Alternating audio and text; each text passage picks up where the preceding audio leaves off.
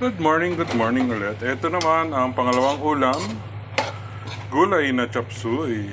May repolyo, carrot, siling pula, sayote at bok choy. Yan, bok choy po yan. Nabili ko 1/4 30 pesos sa tulo.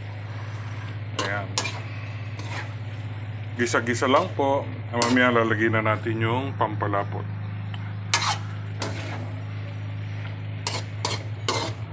Turn na po yan doon sa fish fillet. Lalagyan ko siya ng fish fillet pansahog. Tapos yung iba pirito lang gusto ng aking bunso. Pirito. Diba ang ganda ng kulay? Green, orange, red, yellow. Yummy. Ayan. Sunod sa usawan mo, toyo kalamansi.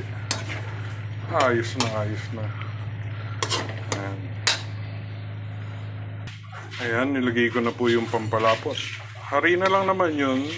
2 kutsarang harina at tubig. Yan ang pampalapot. Luto na siya. Diba? Bye-bye!